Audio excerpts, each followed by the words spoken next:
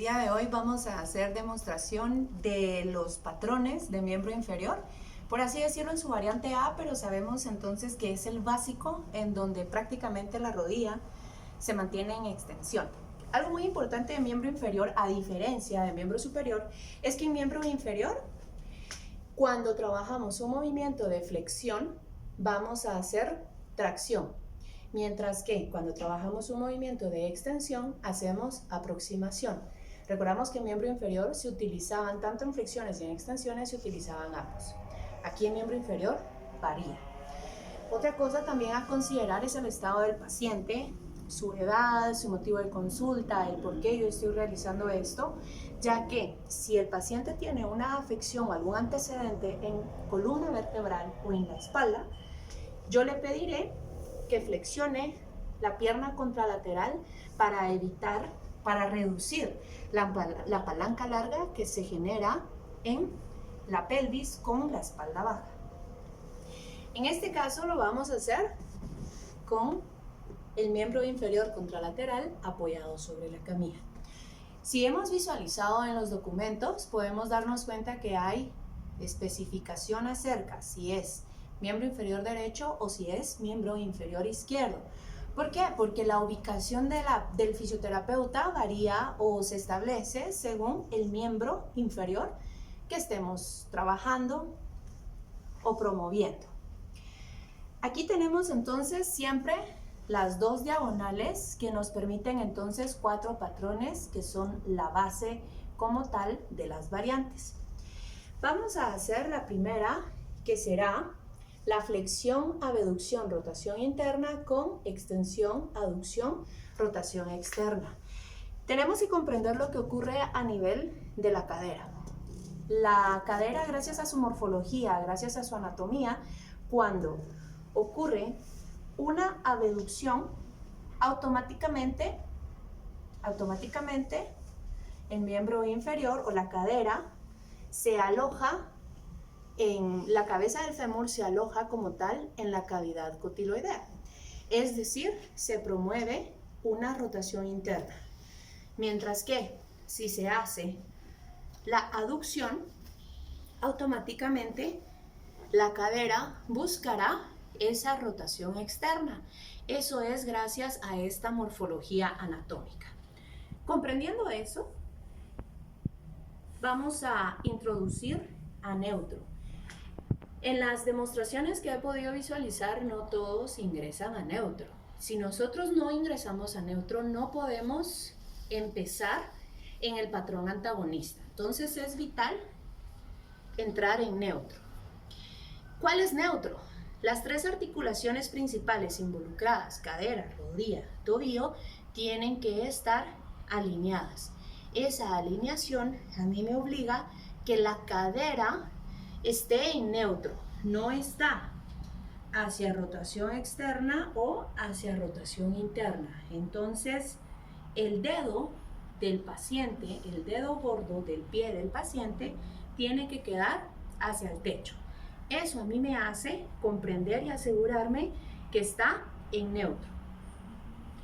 Si vamos a hacer entonces la flexión abducción con la rotación interna, el patrón antagonista será extensión, aducción. Entonces, primero visualicemos acá.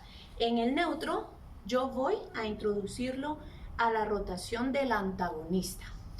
Si es entonces hacia la aducción, la rotación será externa.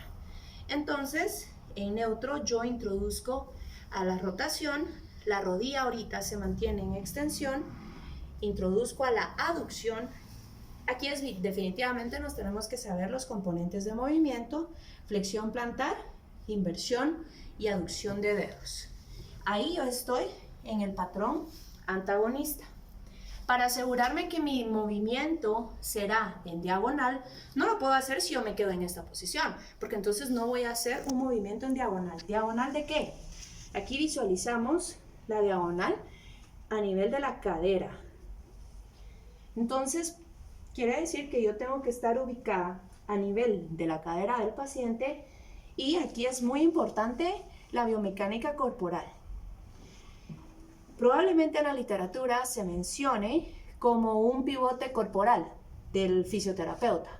Pero sepamos que eso pertenece a la biomecánica del fisioterapeuta. Aparte es cuando en una técnica en específico estamos pivoteando la estructura anatómica, pero eso es lo que nosotros vamos a enfatizar cuando veamos la técnica. Ahorita entonces es vital mi biomecánica corporal para yo poder completar ese movimiento en diagonal. Lo voy a hacer despacio y muy importante asegurarme o introducirlo hacia la rotación, en este caso interna. Voy con mis tomas que pudimos visualizar en el documento.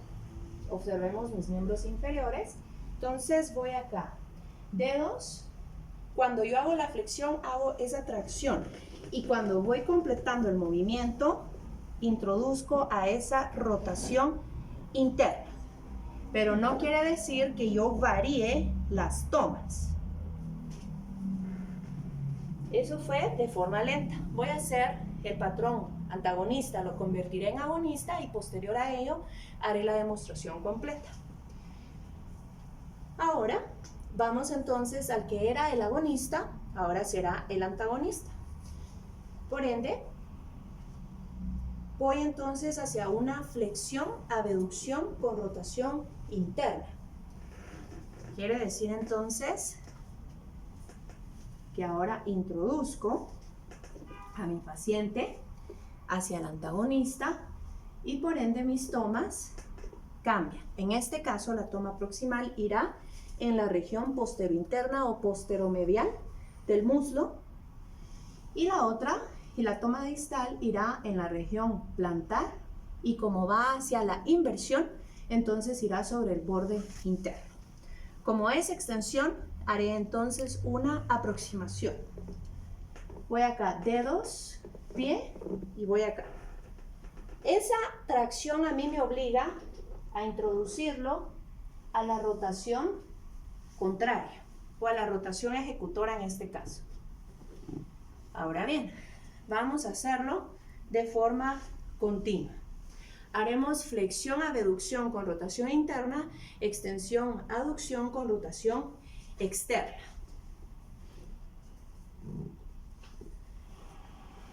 Aquí, en mi diagonal, es donde yo me puedo dar cuenta si mi paciente está o no. Doblemos esta.